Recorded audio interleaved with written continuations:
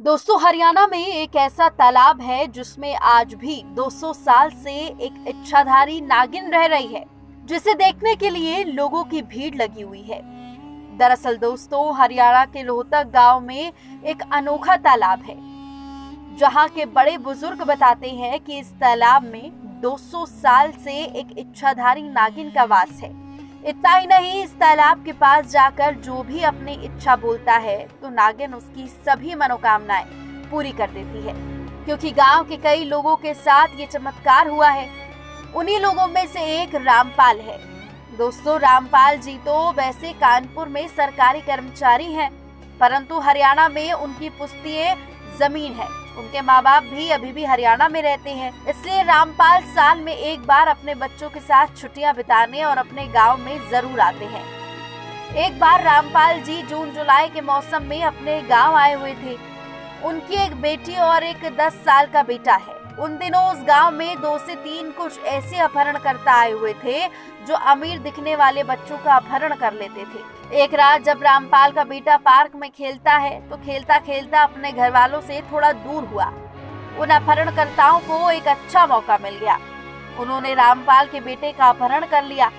अपने बेटे को आसपास ना देख रामपाल और उसके घर वाले चिंतित हो गए।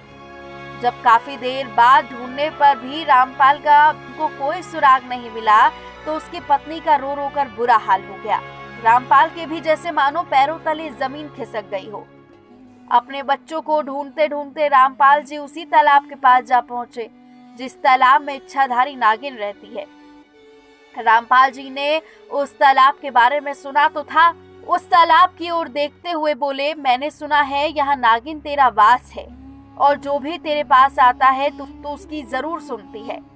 अगर तू सच में सुनती है तो तू मेरे बेटे को वापस दिला दे। मैं एक अभागा पिता तुझसे अपने बेटे की भीख मांगता हूँ। तू आज मुझे मेरे बेटे से मिलवा दे। इतना कहकर रामपाल जी जोर जोर से रोने लगे। तभी दोस्तों, उस तालाब से एक स्त्री की आवाज आती है, रामपाल तू घर जा, तेरा बेटा सही सलामत घर आता ही होगा।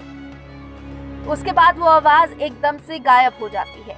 रामपाल आश्चर्य में था कि आखिर ये हुआ क्या, आखिर किसकी थी वो आवाज। परंतु जैसा उस आवाज ने कहा, रामपाल ने ठीक वैसा ही किया। उधर वो अपहरणकर्ता रामपाल के बेटे को जंगल के रास्ते ले जा रहे थे। तभी रास्ते में उन्हें ऐसा महसूस हुआ कि जैसे धरती कपकपा रही हो। तभी सामने उन्होंने जो देखा उसे देख वो दंग रह गए। एक विशाल सांप जिसका आकार सामान्य सांपों से कई गुना अधिक था। वो सांप भयंकर आवाजें निकाल रहा था, जिसे देख वो सभी अपहरणकर्ता बहुत डर गए। बच्चे को वहीं छोड़ दूसरी तरफ भागने लगे, परंतु दूसरी तरफ भी उस विशाल सांप की पूंछ थी। अब तो बचने की कोई भी जगह भी नहीं थी। तो वो अपहरणकर्ता इतने डर गए और रोने लगे। अपनी गलती की माफी उस सांप से मांगने लगे और उस सांप को वचन दिया कि हम फिर कभी ऐसा काम नहीं करेंगे। हम मेहनत मजदूरी करके 2 रोटी खा लेंगे, लेकिन अब ऐसा काम नहीं करेंगे। तभी वो सांप वहां से गायब हो जाता है। मौका देख सभी अपहरणकर्ता वहां से भाग निकलते हैं। रामपाल का बेटा भी उस विशालकाय सांप को देखकर डर गया था, पर उसने देखा कि जहां वो विशाल सांप था वहां वो सांप नहीं बल्कि उसी जगह एक सुंदर स्त्री खड़ी थी, जिसने प्यार से रामपाल के बेटे को अपनी गोद में उठाया और रामपाल के घर पर बच्चे को छोड़कर गायब हो गई। जब रामपाल और उसकी पत्नी ने अपने बच्चे को घर के दरवाजे पर पाया तो उनकी खुशी का कोई ठिकाना नहीं था।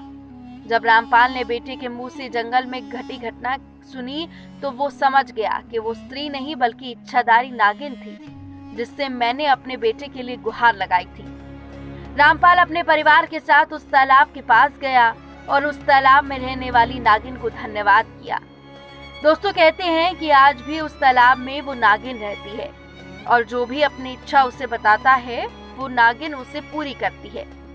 दोस्तों, अभी के लिए बस इतना ही। देखते रहिए धर्म स्टोरीज, जहां आपको सुनने को मिलेंगी धर्म कर्म से जुड़ी अनसुनी और सच्ची कहानियां, क्योंकि धर्म ही सबसे बड़ा कर्म है।